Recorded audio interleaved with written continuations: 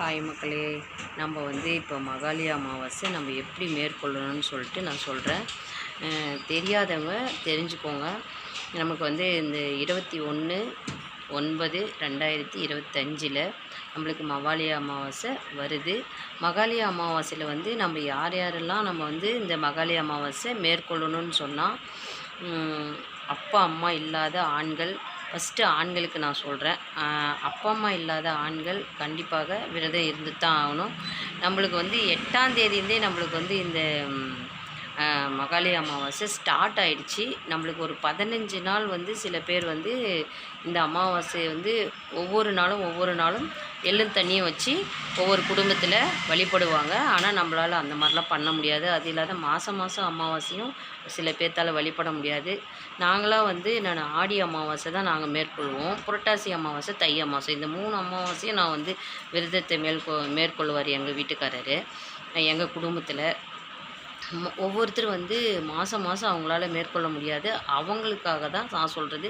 புரட்டாசி அமாவாசை, மாவழி அமாவாசை நீங்கள் கட்டாயமாக செய்யுங்க. ஏன்னா பித்திருக்கள் தோஷம் இப்போல்லாம் அதிகமாக இருக்குது. நிறைய பிள்ளைங்களுக்கு 31 வயசு, 32 வயசு, 35 வயசு, 40 வயசானா கூட மேரேஜ் ஆகலைன்னுலாம் நிறைய பேர் சொல்லிகிட்ருக்காங்க. நம்ம கட்டாயமாக நம்மளுக்கு தெரியாமல் எத்தனையோ உறவுகள் நம்ம குடும்பத்தில் பரம்பரையே நிறைய பேர் இறந்துருப்பாங்க. அவங்களுக்கு எல்லாமே மகாலி அமாவாசையில் நீங்கள் திதி கொடுத்தா ரொம்ப ரொம்ப ரொம்ப உகந்ததுங்க. எந்த ஒரு பித்திருக்கள் தோஷம் இல்லாமல் இருக்கிறதுக்காக தான் இந்த விரதத்தையே நம்ம ஃபஸ்ட்டு மேற்கொள்கிறோம். அது இல்லாமல் இப்போ பெண்களுக்கு நாங்கள் எங்கள் அம்மா எங்கள் அப்பாவுக்கு நாங்கள் பெண்கள் தாங்க, ஆண்கள் இல்லை, ஆம்பளை பிள்ளை இல்லை, நாங்கள் கொடுக்கலாமான்னா கண்டிப்பாக எள்ளும் தண்ணியும் வச்சு நீங்கள் கொடுக்கவே கூடாதுங்க. மருமகன் இருக்கலாமான்னா மருமகன் இருக்கலாம் விரதம், ஆனால் எள்ளும் தண்ணியும் மருமகன் கொடுக்க முடியாது. சரிங்களா?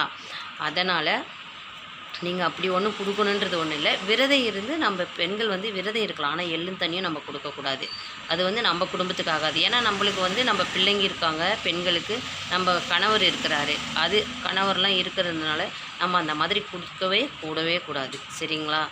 அது இல்லாமல் நீங்கள் அமாவாசை நாளைக்கு ஒரு 2 பேர்த்துக்கோ இல்லை 3 பேர்த்துக்கோ அட்லீஸ்ட் ஒருத்தருக்காச்சும் அன்னதானம் பண்ணுங்கள். நம்மளுக்கு சிறந்த தானம் அன்னதானம் தாங்க. யாருக்காச்சும் ஒன்று கொடுங்க. கண்டிப்பாக அதை மறந்துடாதீங்க. அன்னதானம் கொடுங்க. இல்லை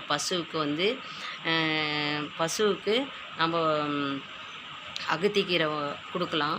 இந்த மாதிரி நிறைய இருக்குதுங்க. புரட்டாசி மாகாளி அமாவாசையில் நீங்கள் இதை மறக்காமல் மேற்கொள்ளுங்க.